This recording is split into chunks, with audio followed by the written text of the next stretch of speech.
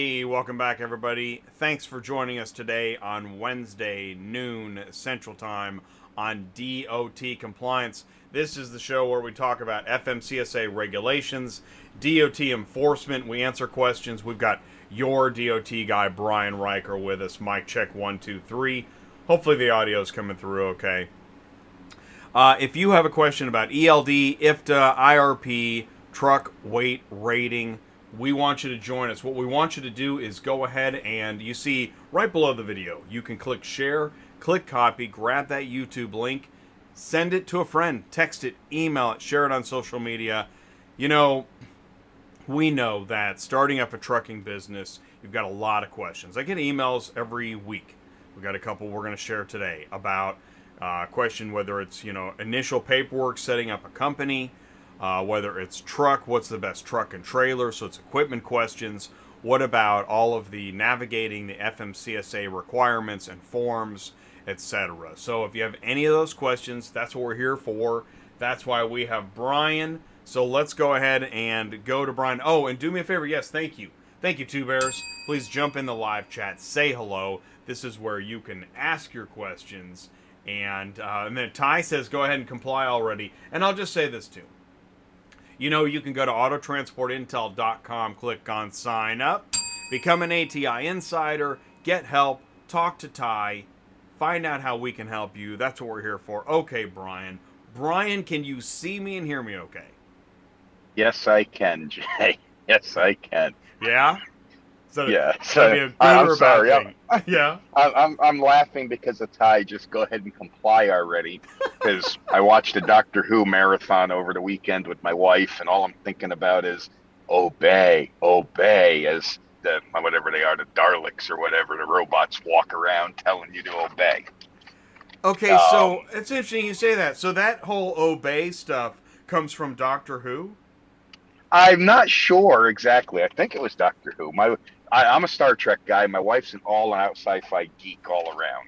She's probably watching this right now because the grandkids like to watch me live. She'll correct me in a few minutes. Well, the good news for her is that, there are a lot of folks that are way into sci-fi.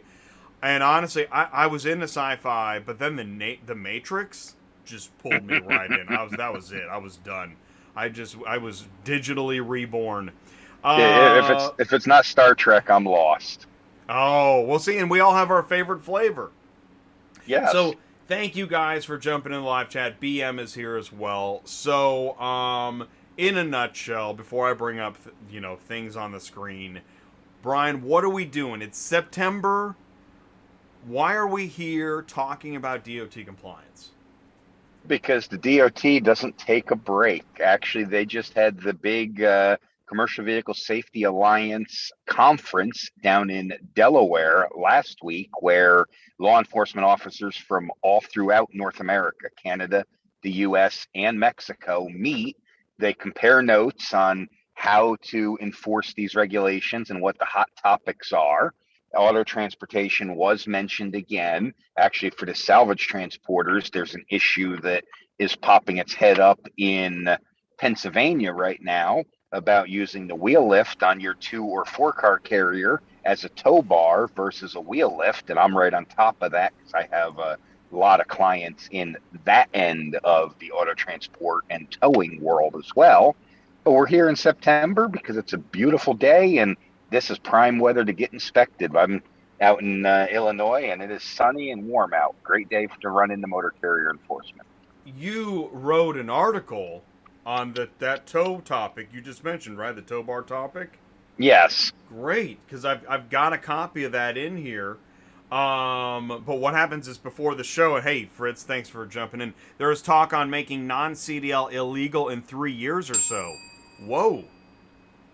What? That I'm not sure what they can do with that, because we have federal regulations that determine the class of license and what requires a commercial driver's license.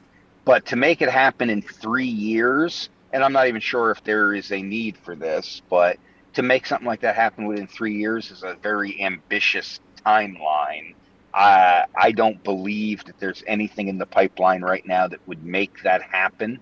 they are talking about tightening up what vehicles would require a commercial driver's license and potentially requiring your Class C vehicle, if you operate it commercially, to have a Class C CDL. But if any of that happens, we're 10 years down the road before that's going to actually go into effect. Just understanding how the regulatory process and then all the legal challenges I can see in court from equipment manufacturers, because I really doubt that Ford and Ram are going to let a large portion of their pickup truck client base all of a sudden need a commercial driver's license. So I guarantee you there would be a bunch of manufacturer pushback. Imagine the trailer guys that make their entire living off of building non-CDL trailers. Well, and there's, I mean, like you just said, there's a huge workforce which they drive work trucks that are not 26,000 pounds or more, and they're not professional drivers. They're just driving work trucks to get to a work site. Yes, I have a large client base that are plumbers, electricians, carpenters, stuff like that, that they're driving a Ford F-350 that is an 11,000 pound GVW. And all of a sudden, motor carrier tells them, hey, you just crossed the Delaware River into New Jersey. You're an interstate motor carrier. Where's your DOT number? It happens every single day. So, yeah, there's a lot to this. I don't see any major changes on the horizon. There's been some proposals, but I don't see anything actually gaining any traction right now. So don't worry about that at the moment. Go ahead and buy your equipment you're going to buy. It's several years down the road before anything would change.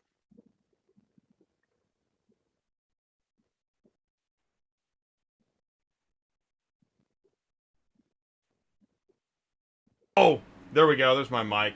That's better. I was about to point in my ear to tell you I lost you. What I try to do is I try to like not cough in the microphone anyways, here we go. So let's all right, here we go. Auto Transport Intel DOT Compliance, stumping your DOT guy. Take 2. So we welcome you to try to stump your DOT guy, Brian. There's David on a stump to prove that we're serious about this. And that leads us into How We Doin, which is where we look at proper loading of the trailer and how not to be the flip of the week. And this came in from, let's see, Travis sent this in. How we doing? Oh, good set of triples. That looks like one of those export caravans getting ready to happen. He's on his way to an auction somewhere to pick up a whole bunch of cars and chain them all together and tow them down the road. So, yeah, that's good. And then, in fact, that reminds me. Yeah, go ahead. And they turn a blind eye to this, law enforcement in general. Motor carrier enforcement can't touch him because that's not a commercial vehicle that they have authority over at this point, because that caravan that's pulling it is only probably a 5,000 or 6,000 pound GVW vehicle. Regular law enforcement should pick this up. In fact, there was a article in this quarter's Guardian magazine, which is the official publication of the Commercial Vehicle Safety Alliance, which is the Association of Motor Carrier Enforcement Officers, that addressed this exact topic, where a motor carrier officer who was frustrated about not being able to do anything about this because they don't meet the definition of a commercial vehicle within his authority to enforce, was asking other officers to talk to their regular traffic police officers in their departments to educate them about how unsafe this is so that they could enforce the traffic regulations. Because there's very few states, I can't think of any off the top of my head, that allow a non-commercial vehicle to pull triples. There's only a handful of states in the country that allow commercial vehicles to pull triple trailers. Heck, there's only a handful of states that allow non-commercial or recreation vehicles to pull double trailers. So right here, the guy's violating state law wherever he is. I could almost guarantee that.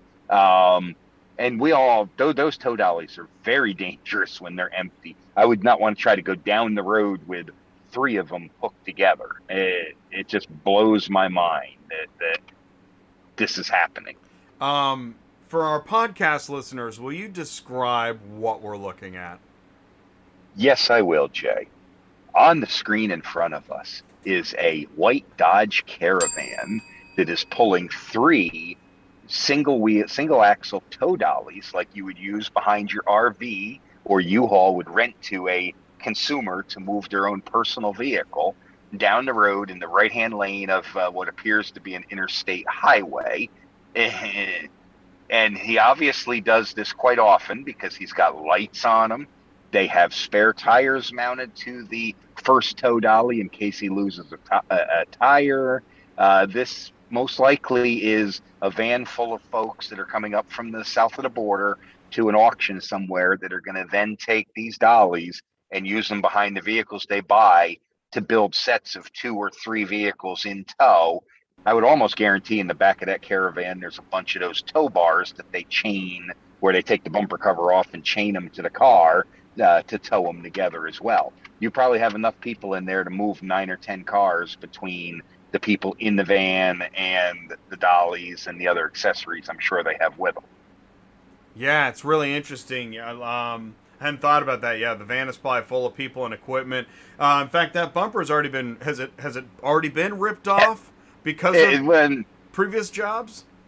either that or that van has one of their temporary trailer hitches that they put up against it and wrap chains around it and tighten them down to hold it on. And I own a Caravan almost like that. I know you can get a factory trailer hitch on it, but I would almost guarantee they took the bumper off of that van and are just using one of their temporary chained on trailer hitches, which just makes it all that much more dangerous. Even U-Haul, who used to rent those temporary trailer hitches back in the 70s and 80s when vehicles had real bumpers, even U-Haul got out of that business of the temporary chain them to your solid steel bumper type trailer hitch. I don't believe they have a place anywhere on our highway, but they're still used every day. And in fact, for perspective, then last night when we were talking with we had an IARA after the roundtable show. We're talking with panel moderators and just having an industry discussion, and it got mentioned a dealer that rather than hiring transporters will fly individuals to wherever the car is just to have it driven back. Mm-hmm. I found that really fascinating. My father-in-law does that. He's a retired Teamster. He worked in the last half of his career for a large package delivery company, and he works for a large auto group out by where I live, and he has gone as far as Texas to do dealer swaps or just fly out, get a vehicle and bring it back, and it works for him. If we look at the European sales model on cars, this is getting out of DOT compliance, but they call them trade platers over there. It's very common for the dealer to have employees that whole job is to deliver your car right to your house by driving it and drive your used car back to their processing center. So yeah, it's not unusual for dealers, especially when they need something moved and they need it moved now because it's a sold unit, they need it for their client, to throw someone in a truck and go. That's what I do for half of my living. I'm sitting in a brand new 2023 Ford F550 right now with a tow truck body on the back. It's more cost effective to pay myself or some other drivers to drive these out and deliver them to the customer than it would be for us to load them up on a trailer and haul them somewhere. So it happens every single day. Now, the difference is if you look over my shoulder, I don't know if you can see it, I actually have a US DOT number taped in the window and proper permits and license plates and medical card and everything we're supposed to have, where a lot of these other guys, like we're in our picture with the tow dollies, do not. But it's still a valid concept. I just want them to use safe methods to move the vehicle, not chain them together with some homemade tow bars. So that begs the question, because I've asked this before, like, is Carvana single car, flatbed, car hauling? And so I'm going to ask this, because I told you, I ask the crazy questions nobody ever asks. Is driveaway car hauling? In the eyes of the US DOT, absolutely, because to be a driveaway transporter and have a DOT number, it is no different than the box we check that we're hauling motor vehicles to be a transporter. And if you're actually doing driveway of commercial vehicles, it really is indistinguishable because we need the same insurance. Actually, we need more insurance because the cargo is what we're driving. And you need DOT qualified drivers and all that. But to drive a car, like you were talking about, where the dealership takes the retired guy and throws him in a car with a dealer plate, I don't know if that would be car hauling, but it definitely is a segment of the overall auto transport industry. Right. The same as Carvana. Carvana is 9 car haulers that move from processing center to processing center. That's absolutely car hauling. It's just a private fleet, no different than Walmart delivering their own groceries and merchandise to their store. The single car Carvana vehicle, that's more of, it's part of transport, but that's customer service because they don't use salesmen, so it's their final mile, only live person contact that they're going to have with their dealership group. And yes, the final mile. So it is still trucking, but not trucking in the traditional sense. And we can say that. Go ahead. We can say that car hauling, final mile, is all part of auto transport. Absolutely, it's not per se car hauling, because I've had people on the towing side ask me, Carvana's using tow trucks. Why? What are they doing in the towing business? They're not. It may be the same basic equipment that a flatbed tow truck is, but it's not used in the same manner at all. It is a tool for them to get the vehicle out there with an associate to do some paperwork and then leave. It's not car hauling like a third party, an independent owner operator or a car haul company does. But it's not to say we can't do that. And this is where we've had this discussion on your Tuesday night show before, where we need to go after these niche markets and let these other dealerships know that we can do the same thing Carvana does for them if we want to have that white glove service. It's no different than the guys that move to high-end specialty cars. That's car hauling, but it's inside an enclosed trailer that's almost indistinguishable from a van hauling freight, and you very rarely see them at an auction or anything like that, but you know that they're highly skilled professionals at moving very exotic vehicles. You know, I'm going to do one more follow-up on this, is that I was reading an article that a transportation logistics manager at an OEM was looking more at, he didn't say Carvana, but Carvana, in their car hauling, they'll have a 9-car meet a 9-car, and I think they just swap trailers and then go back where they were, which doesn't seem, I don't think that's as traditional as that 9-car goes to his destination, drops, and then goes back.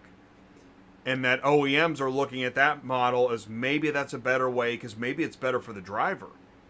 Well, that's not even a new model.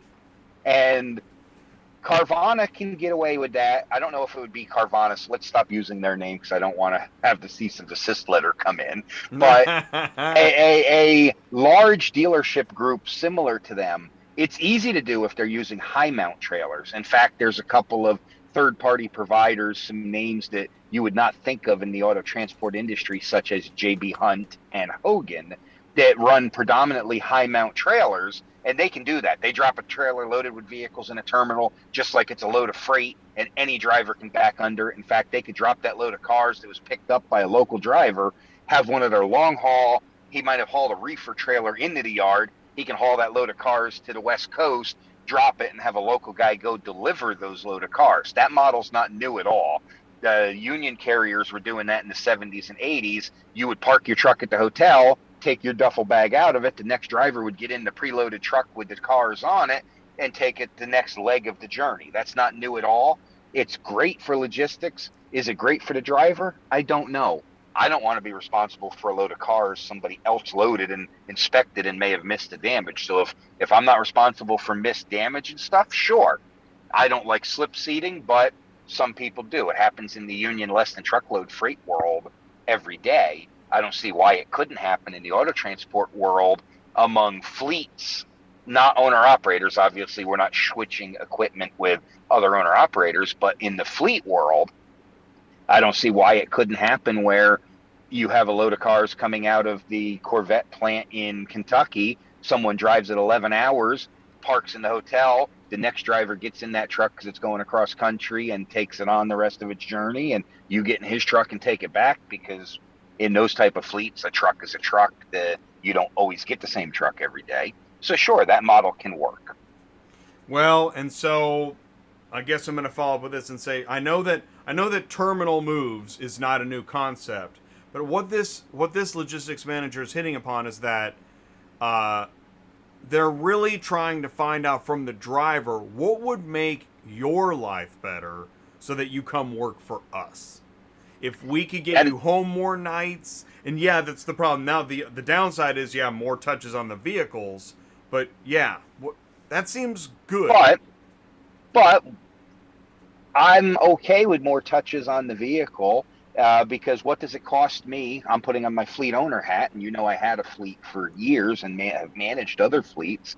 What does it cost me to hire and train a competent car hauler driver? Well, the average general freight driver, the industry says it costs $10,000 to hire and onboard a driver and get them up to speed. And it takes 3 to 4 months before they're actually generating profit for you running your truck. Car hauling, I'm sure the number is higher. So if this allows me to retain a driver that I recruit and hire, even just 3 or 4 months longer than my average, it's probably worth the hassle. And today's trucking world is a lot different than when I started driving 29 years ago. So the drivers are looking for different things than long miles. They're willing to sacrifice having the same truck every day if it gives them the lifestyle and they can work a 10-hour day instead of a 15-hour day. I'm sure there are a group of drivers willing to make those trade-offs. So that fleet manager is on to something, because with the difficulty we have in recruiting drivers, it becomes a safety and compliance issue every time I have new drivers that are just learning what they're doing. That's where I find, as a DOT compliance guy, I find the errors are either made by the brand new guy or the old guy that is so stuck in his way he's become complacent and he's not paying attention. So if I can recruit a driver and retain him a little bit longer in my company, I'm going to have a good period of very few claims, very few incidents, very few problems. And that's best for the driver. He gets a good, dependable, predictable lifestyle, and it's best for the company. So I think that person was on to something. Yeah, I'm gonna come back at that, but I want to say, okay, Devin does have a follow-up. Where and how do I get a DOT inspection for truck and trailer non-CDL in the state of Virginia? Is he looking for the federal annual inspection, or what? Can you ask him, because I don't have my keyboard, can you ask him to expand upon that, or I'll answer it in general. If he's looking for the federal annual inspection for his truck and trailer, when he says DOT inspection, your shop that can do a big truck can do the little truck. Not all of them will. But what you want to look at are the inspector qualifications in the Federal Motor Carrier Safety Regulations, because if you currently do any work on your own trailer and you're a competent mechanic, you may be qualified to self-inspect that trailer. Now, if you're talking about the Virginia state inspection that they require on your truck and trailer, that you're just going to have to find a shop that can do your class of vehicle. And the state of Virginia is very large, so I have some recommendations in Northern Virginia, but I don't have recommendations in the entire state. But if you're... And Devin says yes, federal, just to clarify. Oh, we lost Brian. Brian froze for a second there. Let's see. Yeah, we just got a 2-car built by Cottrell. Chris says, hey, everyone, CarMax will have flatbeds like Carvana soon. And, yeah, because Brian will reconnect here. So that's the thing is, one of the questions I keep asking myself, because I can't figure this out. I don't think I'm going to figure it out. But if there are so many folks starting companies in trucking, in car hauling, to become car haulers, to be auto transporters, and they're brand new, but or it's a brand new company, but they have experience. I mean, every day, every week, we see and we hear that that's happening. And yet at the same time, we have transport businesses dying for drivers and workers. So how How come those two groups don't talk? I do not understand that. Now, do they not talk because there's nothing to talk about? Is it that being a business owner is way better than working for a transport company? If that is so, why is that so? Then transport businesses, do they not pay enough? Are you not home enough? What's the problem? I actually don't understand this because I look at it like, let's say like a car dealership. You've got lots of folks that want to sell cars. Do they all start their own car dealership, or do many of them go work for existing dealerships? I'm pretty sure not everybody that wants to be a car dealer just starts their own dealership. Just, how to start car dealership. Enter. And then I don't think so. Or bankers. I want to be a banker. How to start a bank. Enter. But in transportation and trucking, we see that. Also, maybe in banking, there's not like thousands of videos on YouTube about how to become a millionaire banking your first week. I don't know. Maybe. I don't understand it. Hey, so yeah, Carlos says, I'm hey, back. Chris, can you send Jay some pics of the two car? I'd like to see that too. Hey, what's up, Brian? Oh man, my phone decided to go into overheat mode and shut down on me. Dude. Well, hey, and I always say this to Ty, it's hard being out on the road. Being right? live is always an adventure, man. It is. It's hard. Yeah, exactly. Being live is hard enough. Don't I know it? But yes, then you add the 5 component of being live on location. I mean, you're in airports and you're. I was just asking the question. Okay, Brian, how is it that there are so many companies that need good drivers and so many people that want to start their own company? Do those two groups, do they not speak? I think what it is guys that want to start their own company, a lot of them have heard the horror stories about working for other trucking companies, or they just don't want to work for somebody. They want to be independent because the successful personality in trucking generally is an independent mindset. So I think some of these people don't think about working for somebody because they view employers as oppressing you, keeping you down. I don't want to make money for the man. I want to keep as much of it as I can. Yeah, and I can applaud that. But it's not always greener on the other side as the independent owner-operator, the small fleet owner. Sometimes certain personalities are better suited to be drivers. So I don't think it's they're not talking to each other. I think it's either these folks are tired of finding out trucking's the same no matter whose name is on the door, and they think they can do it differently by themselves, and some of them can, or the thought just never occurred to them that they want to work for somebody. Because when I get a new guy that's trying, or a new girl that's trying to start a trucking company, the first thing I'll ask is about their experience. And it seems in our industry, a lot of them have no previous trucking experience, and they tend to get offended when I suggest they work for somebody for a year or two to learn the ropes. So I think it's just the independent spirit of wanting to be a small business owner that keeps them from thinking about working for somebody. And I can totally appreciate that because, as I like to say, I'm rather unhireable. Everybody I've worked for has found me just pretty independent. I'm not necessarily a traditional climber. I just want to take things by the reins and solve problems, and that may or may not be the problem somebody wanted me to solve. And so I understand that independent spirit, but at the same time, it seems like, yeah, I feel like I know we've had so many people come through our door that now we have a back door where people leave.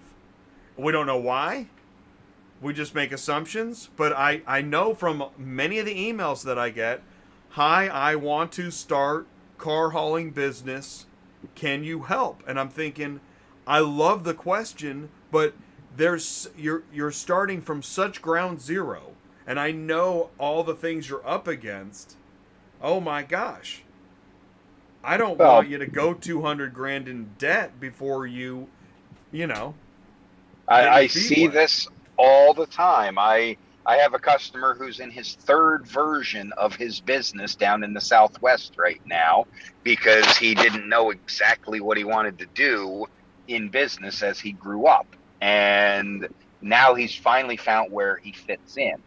Um, Myself, I've been independent most of my life, but that said, my father-in-law was a proud Teamster driver, and that worked for him because he is not the independent business type of person. And so we all need to find our corner of the sky, our place in the world we fit in.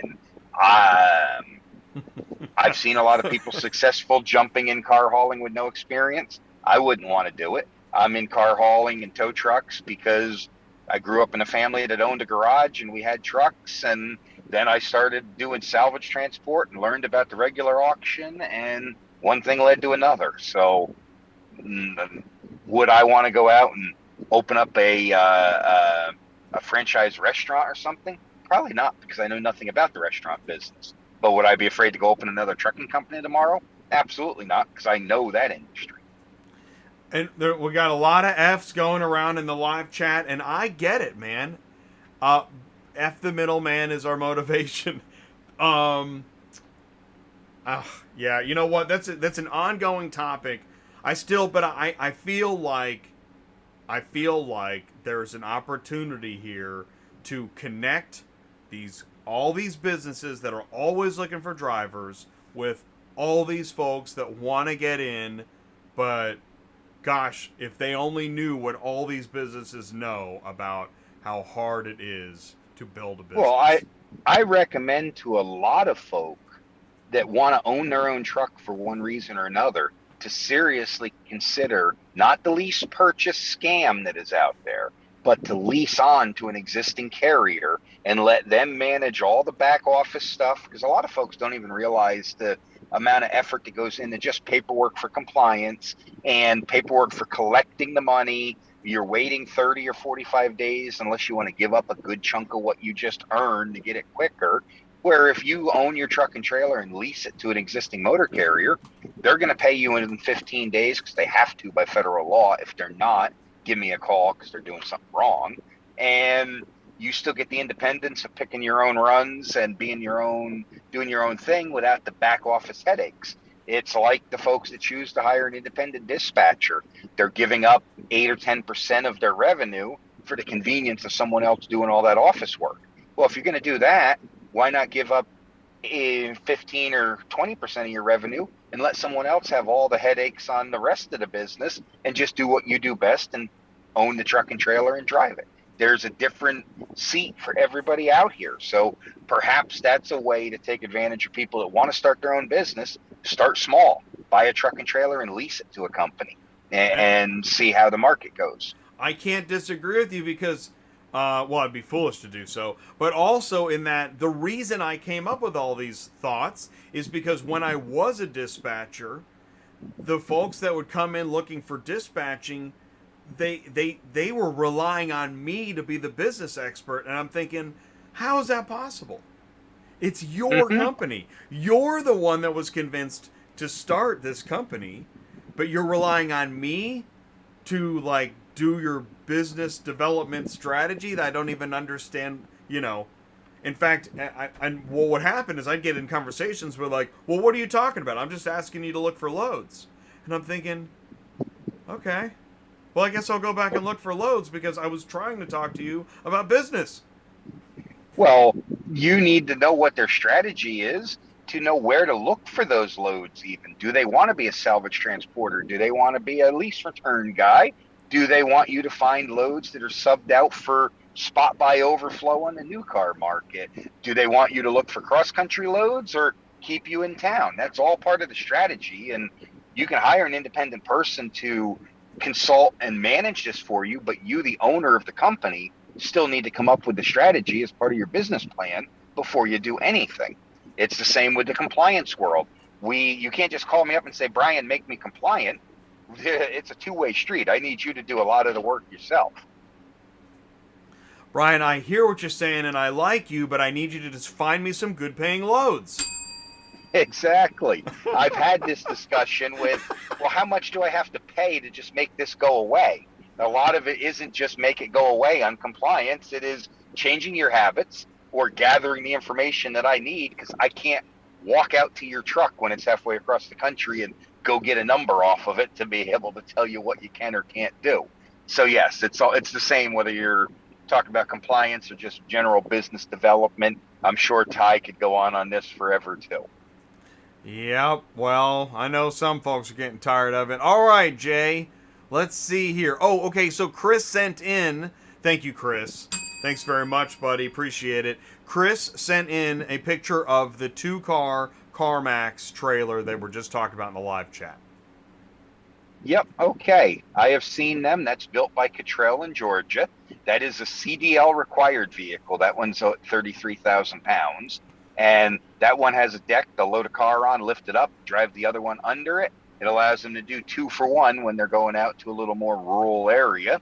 It's a great final mile vehicle.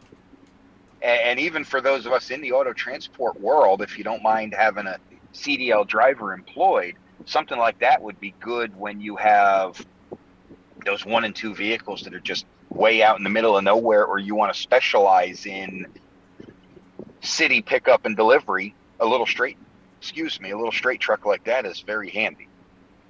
Yeah, no, it really does look pretty good. And that is newsflash. I mean, that is the symbol of many future auto transport moves.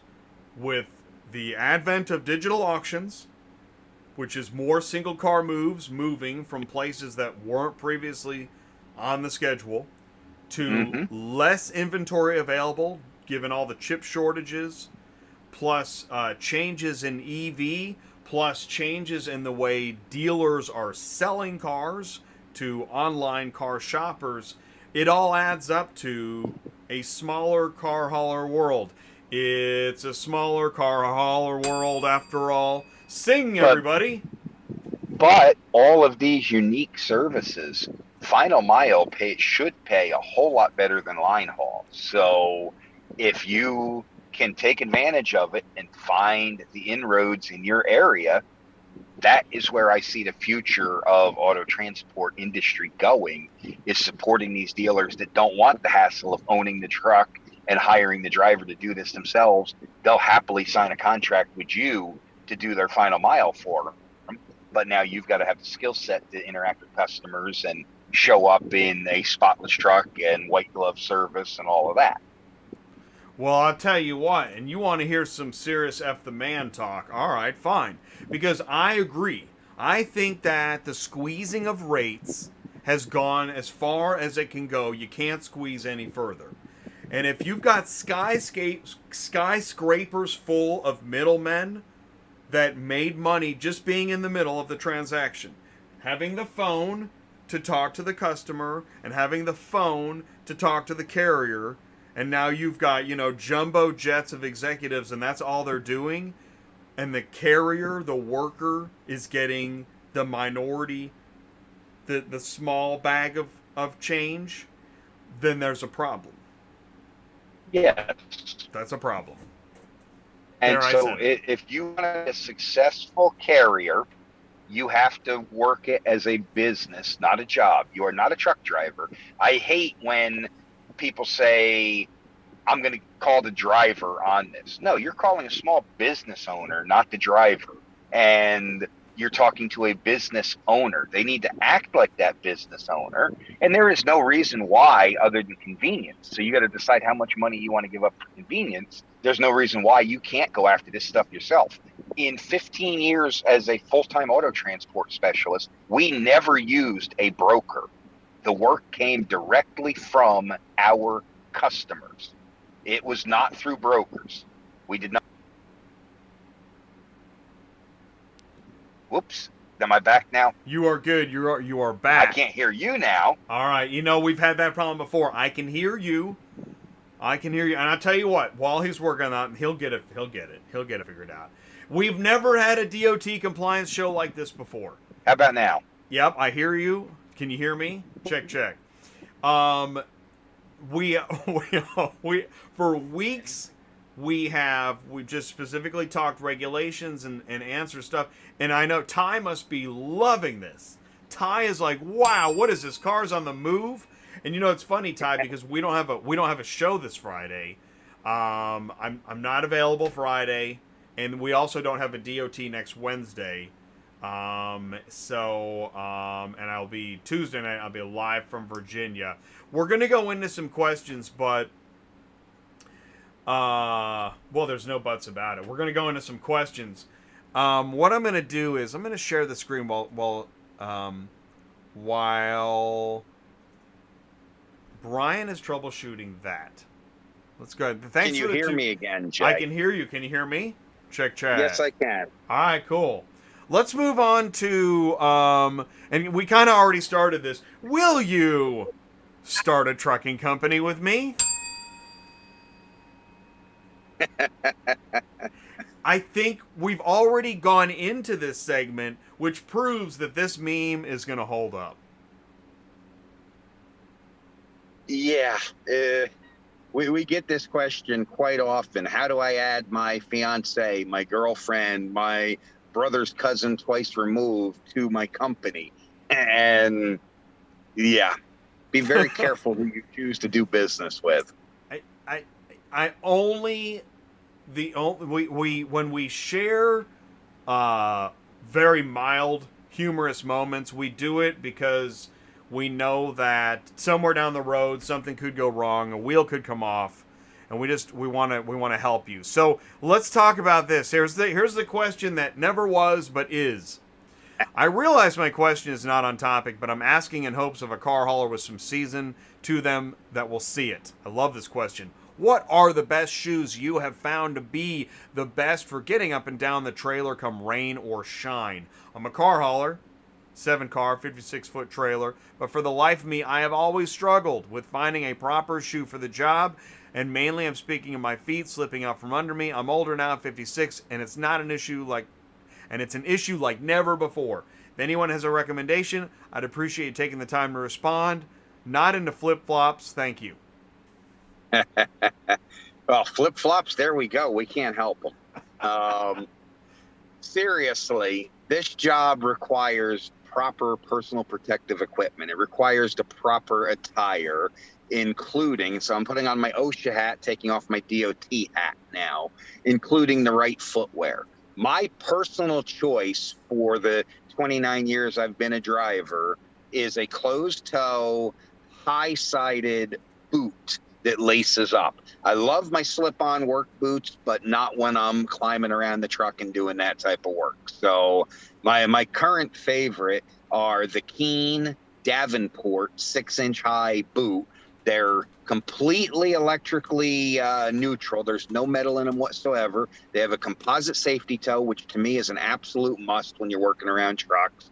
An oil-resistant, non-slip sole, and they lace up higher than your ankle to support your ankle when you're climbing on the trailer, because when you get a little bit older like me and a little bit heavier like me, you'll find your ankle likes to give out on you pretty quickly.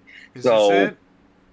Yeah, that is it. Now, in all disclosure, I'm paid by Keen Footwear to promote these at trade shows. Besides that, similar design of a shoe, a work boot, because you are working. Your tennis shoes and your sneakers, they just don't have the oil-resistant non-slip sole, because even if you're not hauling wrecked cars or salvage or anything like that, we're at the fuel island where people spill diesel fuel. We're around oils that are going to eat up the bottom of your shoe very quickly and make it slippery very quick.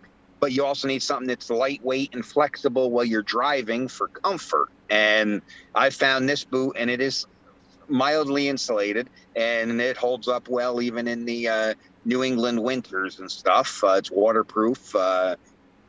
Something like this is a good shoe. You need something, whatever you choose, It has to have a oil-resistant, non-slip sole so that when you're climbing around on these trailers in the rain and in the snow and the ice, you have a little bit of traction. That is key to a good piece of footwear.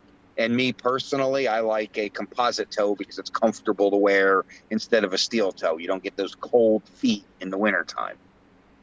Love it. And there's some more ideas in the live chat. Nike boots all terrain, New Balance 608 non-skid. That's awesome. Not bad. Yeah, now we're over time. We don't have a show next weekend or next Wednesday. Let's keep going. Can we go for another 15, Brian? I'll give you a few more minutes. You're cutting into my lunch time, but I'll give you a few more minutes. All right. Well, I want to say this. If you Can see we these, actually do DOT work? yeah, exactly. Hey, if you see these kinds of headlines, what do you need to know? Well, what you need to know, relief for truckers in these type of events, emergencies. The relief is normally very limited in scope. So you got to make sure that what you're doing fits into it if you want to take advantage of the relief from hours of service or regulations or whatever. And well, we'll look at this next headline you put up too. FMCSA again extends the COVID-related hours of service waiver through November. And that's actually an incomplete headline because they extended the waiver, but they have severely reduced what you can do under that waiver. They have now only limited it to the hours you can drive is what the exemption is. You have to go back to using your logbook now. There we go. That's the headline that explains the rest of it. So you have to go back to actually logging your time. Under the previous COVID waiver, you didn't even need a logbook or an ELD. You were just exempt from all of 300 to part 399 of the regulations, just getting the truck and go. Now they've reduced the waiver to only hours of service. You have to log what you're doing, but you still have relief from complying with hours of service. But they've also narrowed what is relief. You have to be providing direct assistance, generally vaccines, medicines, food stuff, not going to the warehouse because it's a routine restocking, but because the town was hit extraordinarily hard. So I'm going to say there's a very limited number of people that can use the COVID waiver. The storm response waiver, again, in our world, probably not, because hauling the wrecked cars out of there, the flood cars out of there, doesn't matter. We would need to be hauling supplies into the flood ravaged areas for us to take advantage of that. But what I see, to answer your question, when I see these headlines, I see that maybe it means our regulatory scheme is broken if we have to keep constantly giving waivers just to get things done in this country. Maybe we need to rethink some of the regulations on the trucking industry. I make my living helping people comply with them, but it doesn't mean that I support a whole bunch of regulations. I think we're severely overregulated in this industry.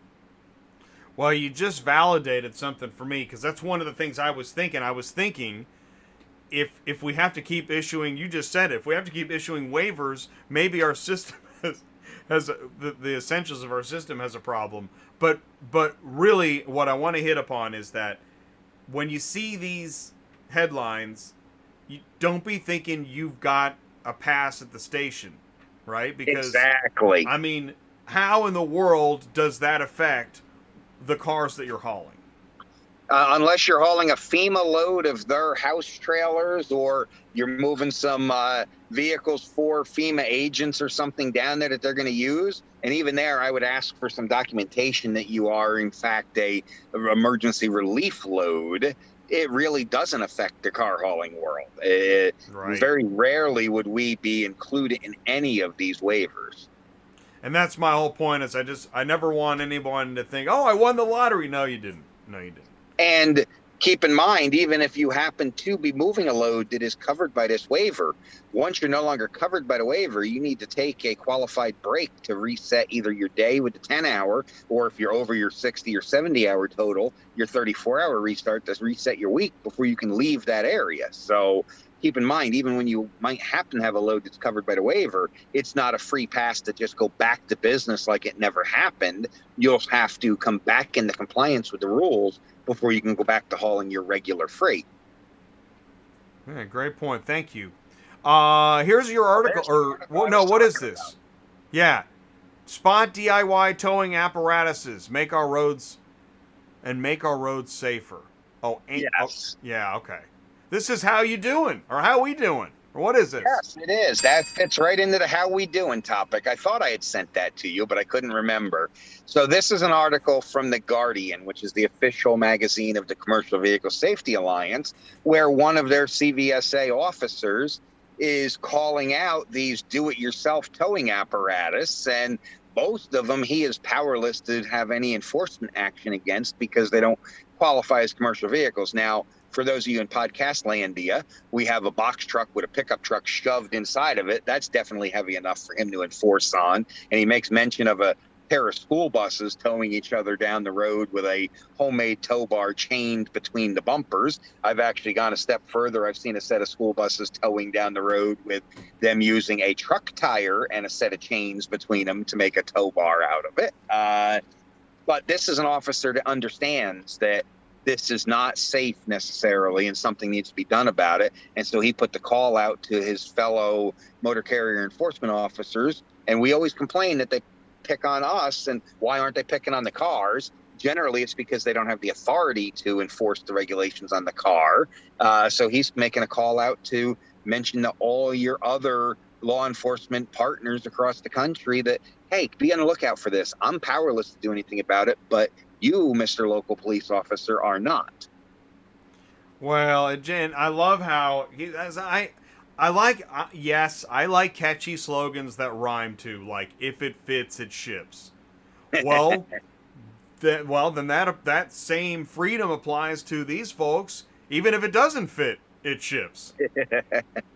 Exactly. And unfortunately, we've all seen this. And because we are around the industry, we can recognize an IAA or a Copart lot sticker in the place of a temporary registration plate. But the average cop is going to see a sticker with some numbers on it and figure that's some state's temporary registration and not going to blink an eye at it. And I've really thought about getting some lot stickers and putting them on my car because it'll save me a bunch in license plate fees every year.